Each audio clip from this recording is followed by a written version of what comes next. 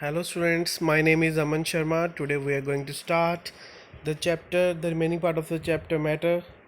I welcome you all to my YouTube channel. So let's start now. A gas tends to move from a higher to a lower pressure zone. In fact, the molecules of a gas have a natural tendency to move apart to minimize cohesion, and lower pressure helps to do them so. Okay. जो एक gas है उसकी एक natural tendency होती है कि वो higher pressure to lower pressure move करती है। जो नेचुरल टेंडेंसी उनकी क्या है? To minimise the cohesion. एक दूसरे से मॉलिक्यूल्स की नेचुरल टेंडेंसी है कि एक दूसरे से दूर जाएं। कोहेशन होता है जो फोर्स ऑफ अट्रैक्शन है मॉलिक्यूल्स के बीच में, उस फोर्स ऑफ अट्रैक्शन को मिनिमम करने के लिए। सो ये इनकी नेचुरल टेंडेंसी है।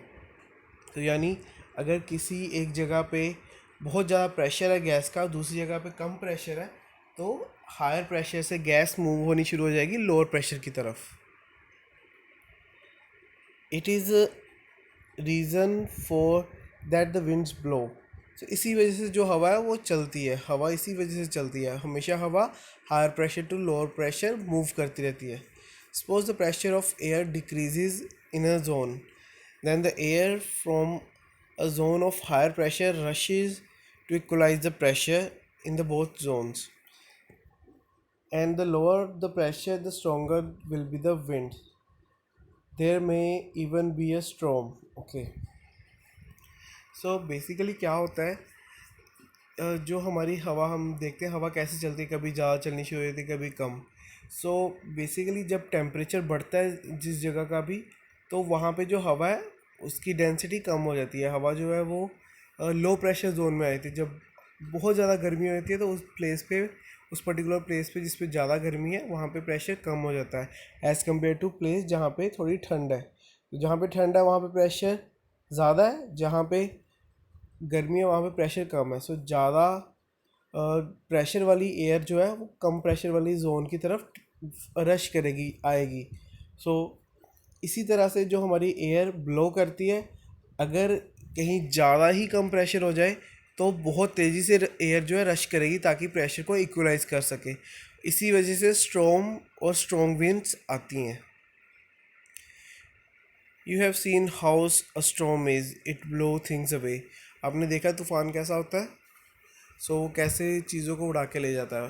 Perform the following activity with the help of adult to see that air moves from a zone of higher pressure to lower pressure. तो हम एक एक्टिविटी करने जा रहे हैं। ये एक्टिविटी आपको एक्सप्लेन करेगी किस तरह से जो एयर है मूव करती है।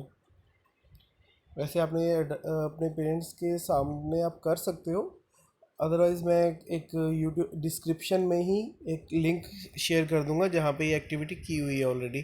तो वहाँ से आप ये एक्टिविटी डिस्क्रिप्शन से देख सकते हो। जो वीडियो के नीचे डिस्क्रिप्शन होती है ना, वहाँ पे मैं लिंक शेयर कर दूंगा। Okay, take a boiled egg and peel off the shell.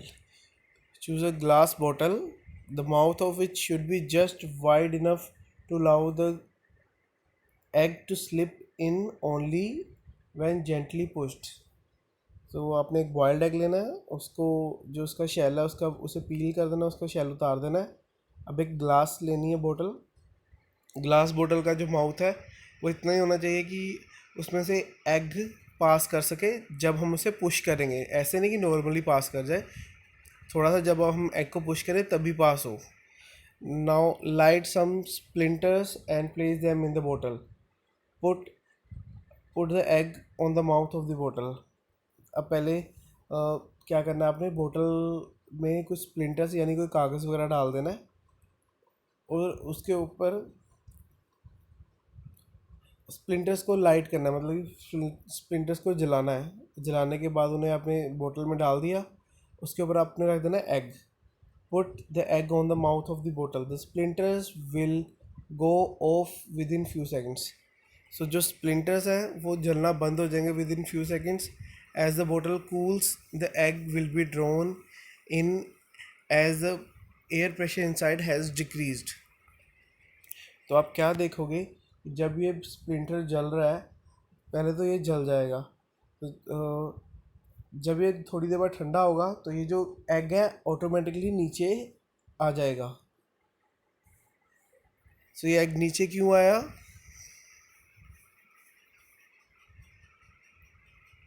क्योंकि जो बोतल के अंदर प्रेशर था वो अब डिक्रीज़ हो चुका है, क्योंकि अब ठंडा हो गया है तो प्रेशर भी डिक्रीज़ हो गया है। और जो बाहर प्रेशर है वो ज़्यादा है, सो बाहर वाला प्रेशर ने एग को फोर्स फोर्स लगाया एग के ऊपर और एग बोतल के अंदर गिर गया। ये आपको पता है जब हमने स्प्लिंटर जलाया था तो गर्मी की वजह से प्रेशर बढ़ा होगा, तो जो एक्स्ट्रा एयर थी वो बाहर निकल गई। अब जब ये ठंडा हो गया है तो वापस से इसे प्रेशर इसका डिक्रीज़ हो चुका है, लेकिन एग के अंदर, बोतल के अंदर वाली साइड प्रेशर डिक्रीज है, बोतल के बाहर प्रेशर ज़्यादा था। तो बाहर वाले प्रेशर ने इस एग को पुश किया और ये बोतल में गिर गया। बाकी आपको ज़्यादा क्लैरिटी वो वीडियो देख के मिल जाएगी। अब हम इस प्रेशर को इस प्रोसेस को रिवर्स करेंगे। जैसे आप फर्स्ट टू स्टेप में देख सकते हो कि एग बोतल के बीच में गिर चुका है।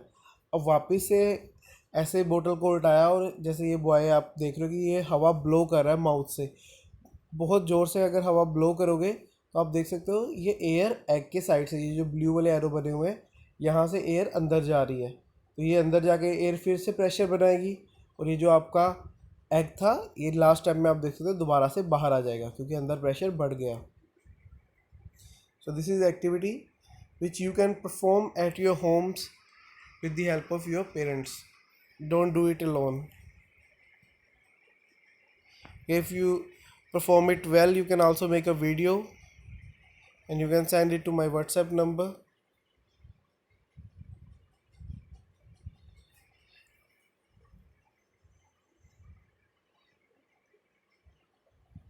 Well, that is not compulsory that you have to make a video.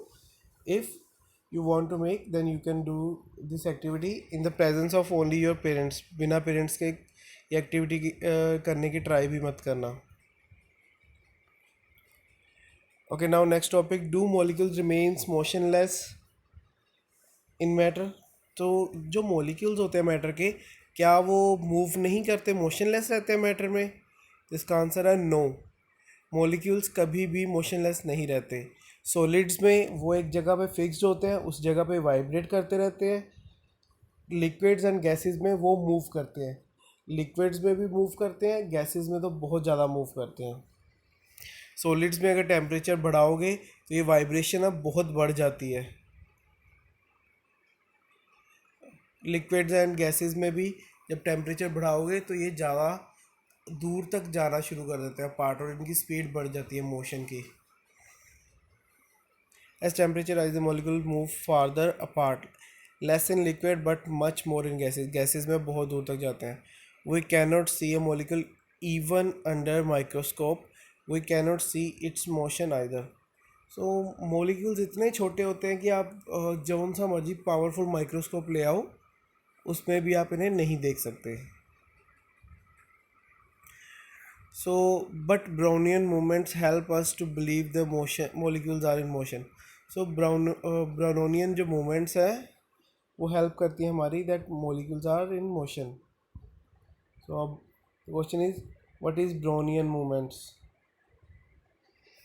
सो उसे समझने के लिए हम पहले थोड़ी सी इसकी डिस्कस करते हैं। You know that air contains some small dust particles, तो हम सभी को पता है कि एयर में कुछ स्मॉल डस्ट पार्टिकल होते हैं जो सेटल डाउन नहीं होते इजीली।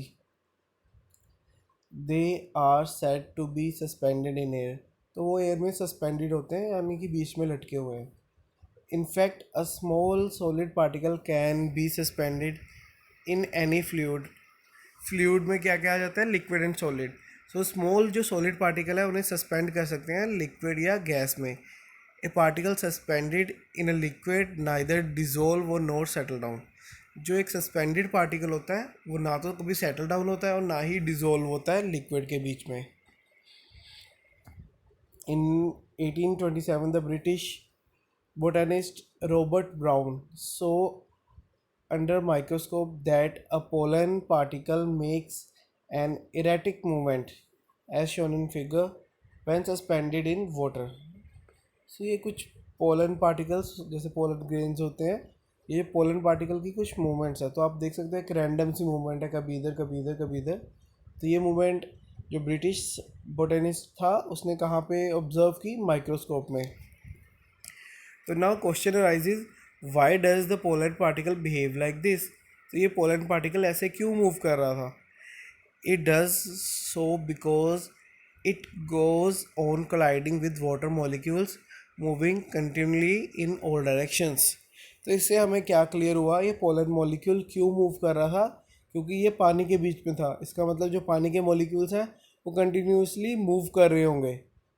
तो हमने ऑल्दो हमने मॉलिक्यूल्स को देखा नहीं है, पर इस एग्जांपल से हमें थोड़ा सा समझ आया कि ये पोलन क्यों मूव कर रहा है पानी के बीच में, बिकॉज जो मॉलिक्यूल्स हैं पानी के वो भी मूव कर रहे होंगे। तो और उनकी डायरेक्शन क्या है? They are moving in all directions, randomly moving कर रहे हैं, कोई पर्टिकुलर डायरेक्शन नहीं है।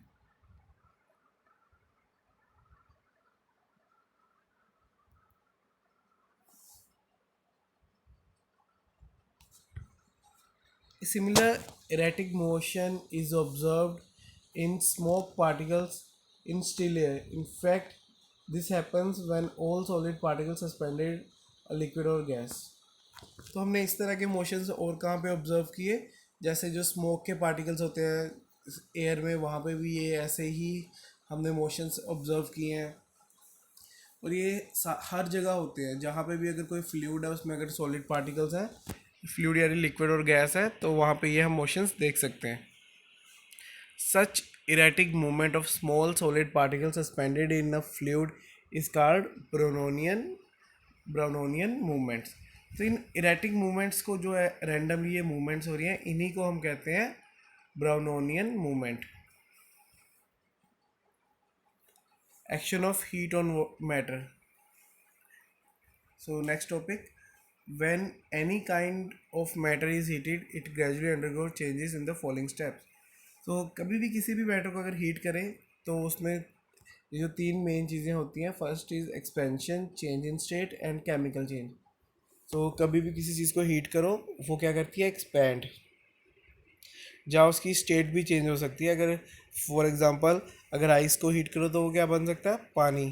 केमिकल चेंज, जैसे अगर किसी चीज़ को बर्न नहीं कर दो तो वो नया प्रोडक्ट मिल जाएगा हमें, वो केमिकल चेंज हो गया।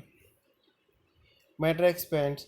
We have already learned how matter, solid, liquid, gas expands on being heated. It contracts on being cooled. Later, you will learn that water behaves differently when cooled below 4 degrees Celsius. It expands. Thus, ice occupies a larger volume. Then it melts. तो nothing बस यही बताया हुआ कि जो matter है वो expand करते हैं जब हीट करते हैं। ये जो वाटर वाली एग्जांपल है that will come in your 9th class in chemistry. So बस आपने ये देखना कि वाटर एक ऐसा सब्सटेंस है जो थोड़ा सा डिफरेंटली बिहेव करता है 4 डिग्री सेल्सियस के बाद। जब उसे एक्सपैंड करना चाहिए था, सॉरी, जब उसे कॉन्ट्रैक्ट करना चाहिए था वो एक्सपैंड करता है below 4 degree Celsius। So that we will discuss in higher classes। Next topic is change in state। So अगर किसी चीज़ को ठंडा या गर्म करो तो उसकी स्टेट चेंज हो जाती है, जैसे for example water. So the opposite change takes place when a substance is cooled sufficiently। So opposite change भी होता है, अगर किसी चीज़ को हीट करो तो वो सॉलिड से लिक्विड, लिक्विड से गैस बन जाती है। और इसका ऑपोजिट चेंज भी, अगर किसी चीज़ को ठंडा करो तो गैस से लिक्विड, लिक्विड से solid. When heated the molecules in a solid gain energy and vibrate more vigorously। तो जब हीट करते हैं तो मॉलिक्यूल्स है जो सॉलिड के बहुत ज़्यादा वाइग्रेसली, बहुत तेज़ तेज़ वाइब्रेट करते हैं। Heated sufficiently the molecules gain energy to overcome the intermolecular attraction, move apart, thus solid changes into a liquid। Okay students, जब हम किसी चीज़ को हीट कर रहे हैं तो बेसिकली हो क्या रहा है, उसके जो मॉलिक्यूल्स हैं वो ज़्यादा तेज़ी से वाइब्रेट कर रहे हैं। अब सॉलिड एंड लिक्विड्स में डिफरेंस क्या था, सॉलिड के जो मॉलिक्यूल्स हैं वो एक ही जगह पे वाइब्रेट करते हैं और लिक्विड के मॉलिक्यूल्स मूव करते थे। अब जब हम सॉलिड को फर्दर हीट प्रोवाइड करते जा रहे हैं, उनके मॉलिक्यूल्स की जो वाइब्रेशन है वो बढ़ती जा रही है। एक ऐसा पॉइंट आएगा जब हमने इतनी ज़्यादा हीट प्रोवाइड कर दिया कि वो जो बाकी वाइब्रेशंस है वो वाइब्रेशंस अब वो मूव कर जाएगा आगे। जो मॉलिक्यूल है वाइब्रेशंस ख़त्म हो गया, आके मूव कर जाएगा। अगर वो मूव कर गया तो जो उसकी इंटरमोलिकुलर स्पेस थी, जो बाकी फोर्स थी जो बाकी मॉलिक्यूल्स ने उसे होल्ड किया हुआ था, वो फोर्स क्या हो जाएगी, ओवरकम, उसे ब्रेक करके वो आगे मूव कर जाएगा। जब उसके पास इतनी एनर्जी होगी कि वो मूव कर सके, सारे मॉलिक्यूल्स मूव कर सके, तब हम बोलते हैं कि सॉलिड क्या हो गया, मेल्ट हो गया, solid changes into liquid. The change in state from solid to liquid is known as melting.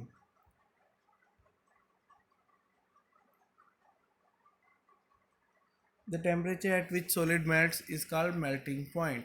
सो वो पर्टिकुलर टेम्परेचर जब हमारा सॉलिड जो है लिक्विड बन गया था, उसे हम कहते हैं melting point. As a liquid is heated, the molecule gains energy, move more vigorously. Some molecules gain energy to move apart from the other molecules, form a gas. Same अगर हम हीटिंग करते हैं किसी लिक्विड की, तो उसके molecules को ज़्यादा एनर्जी मिलती है, वो ज़्यादा तेज़ी से मूव कर रहे हैं, और किसी एक पर्टिकुलर मॉलिक्यूल को ऐसा होता है कि उसे और ज़्यादा एनर्जी मिल जाती है, और वो मतलब कि डिसअपेयर हो जाता है, वो बाहर निकल जाता है मॉलिक्यूलर सारे मॉलिक्यूल से। फॉर एग्जांपल, अगर आप वाटर को बॉयल कर रहे हो, तो आप देखते हो ऊपर भाप आनी शुरू होती है। सारे के सारे वाटर मॉलिक्यूल्स एकदम से नहीं भाप बन जाते, कुछ मॉलिक्यूल्स भाप बनते हैं, थोड़ी देर बाद बाकी भी बन जाते हैं। तो इसका मतलब उन्हें एनर्जी मिल गई थी, जिन मॉलिक्यूल्स को एनर्जी मिल गई वो दूर चले गए, और जिनको अभी एनर्जी नहीं मिली वो अभी लिक्विड ही थे। इस तरह से आपके लिक्विड जो है गैसेस में चेंज हो जाते हैं। Change in state from liquid to gases state is known as vaporisation और इवेपोरेशन। इन प्रोसेस को हम क्या कहते हैं, वेपराइजेशन, वेपर्स फॉर्म होना, या evaporation. Liquid evaporate faster as temperature is raised. तो ये जो इवेपोरेशन है ये स्पीड अप हो जाती है जब टेम्परेचर बढ़ा दो। When temperature reaches certain point the liquid begin to boil. अगर हम इसे फर्दर टेम्परेचर को इंक्रीज करते जाएंगे तो एक ऐसा पॉइंट आएगा जब ये लिक्विड बॉयल करना शुरू हो जाएगा। The temperature at which liquid boils is known as boiling point. Liquid evaporate very fast at its boiling point. Boiling point पे जो इवेपोरेशन है वो स्पीड अप हो जाती है। When cooled, the molecules of a gas lose energy and slow down. The intermolecular spaces decreases, cohesion increases, so gas changes into liquid. तो इसका reciprocal, जो इसको हम ठंडा करेंगे तो मॉलिक्यूल्स है जो अपनी एनर्जी लूज़ करेंगे, एटमॉस्फेयर में वो ट्रांसमिट कर देते हैं एनर्जी, और वो जो इंटरमोलिकुलर स्पेस है, जो आपस में मॉलिक्यूल का स्पेस है, वो भी कम होना शुरू हो जाता है। जो फोर्स ऑफ अट्रैक्शन है वो इंक्रीज़ हो जाती है, और जो गैस आपकी दोबारा से लिक्विड बन जाती है। The change in state from gaseous to liquid is called condensation और लिक्विफिकेशन। तो जो गैसियस से लिक्विड बनते हैं इनको हम क्या कहते हैं, कंडेंसेशन या liquefaction. On further cooling the molecules become even less energetic and move still closer. इसे अगर और फर्दर इनकी कूलिंग करोगे तो जो मॉलिक्यूल्स हैं उनकी एनर्जी और कम हो जाएगी, इतनी कम हो जाएगी कि वो जो फोर्स ऑफ इंट्रैक्शन है वो और बढ़ जाएगी। जो लिक्विड आपका क्या बन जाएगा, सॉलिड। लिक्विड से सॉलिड जो बनते हैं उसे क्या कहते हैं हम, फ्रीजिंग। Next is sublimation. कुछ ऐसे सॉलिड्स भी हैं जो मेल्ट नहीं करते, मतलब वो लिक्विड सॉलिड से लिक्विड नहीं बनते, सॉलिड से डायरेक्टली वेपर्स बन जाते हैं उनके, तो इसे हम कहते हैं सब्लिमेशन। जब इन्हें वेपर्स को ठंडा करो तो वापस से ये सॉलिड बन जाते हैं, इनमें लिक्विड वाला फेज आता ही नहीं है। तो solid obtained is called sublimate. Vapour से जब सॉलिड हम ऑब्टेन करते हैं उसे क्या कहते हैं, सब्लिमेट। कुछ एग्जांपल है, ammonium chloride, camphor, naphthalene, iodine और common substances that sublime. Okay, यहाँ one more activity, heat some iodine ammonium chloride in a dye test tube. The solid vaporize without melting. The vapors directly solidify on the colder part of the test tube.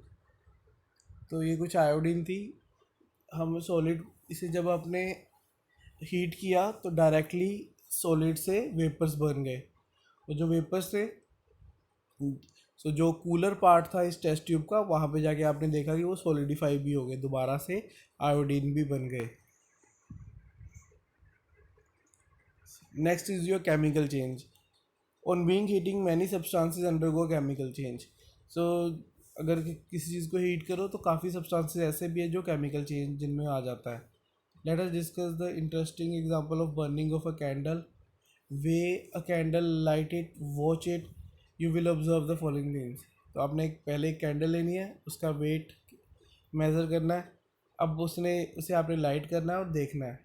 The wax near the wick melts and a part of it flows down and solidify. तो आपको पता ही है, जो wax है वो melt करता है और नीचे फ्लो डाउन होता है और वापस से वैक्स सॉलिडिफाई हो जाता है. A part of wax melt vaporize again change the state. ये जो पार्ट ऑफ वैक्स है मेल्ट, जो मैक्स हो रहा है, सॉरी, जो आपका ये वैक्स है कुछ मेल्ट होता है, इसके कुछ वेपर्स बनते हैं. यानी कि यहाँ पे क्या हो गया, चेंज इन स्टेट. सो आपका सॉलिड क्या था, लिक्विड में चेंज हो गया, और जो लिक्विड था वो वेपर्स में. The vapours catch fire and burn to form soot, carbon dioxide, water vapours. So जो आपके वेपर्स निकल हो रहे हैं, इनमें ये कैच करते हैं फायर को, और ये fire burn to form soot. Soot होता है जो जलने के बाद जो चीज़ बच जाती है. कार्बन डाइऑक्साइड, वाटर वेपर्स, तो ये एयर में रिलीज हो जाता है, कार्बन डाइऑक्साइड, वाटर वेपर्स. तो ये क्या हो गया आपका chemical change. When a candle has burnt out, collect the solidified wax and weight it. अब जब आपकी पूरी कैंडल बर्न आउट होगी तो अपने आप ही ये बुझ जाएगी. तब आपने इस कैंडल को उठाना है, इसका दोबारा से वेट चेक करना है. Solidify wax weight less than the original wax of candle. This is because some wax has burnt out. तो अब अपनी दोबारा जब आपने वेट चेक किया तो आप देखोगे कि अब वेट जो है काफ़ी कम है पहले वाले वेट से. इसका रीज़न क्या है कि कुछ जो वैक्स थी आपकी, उसके वेपर्स बन गए और वो बर्नट आउट होगी, वो जल चुकी है. So this is the diagram.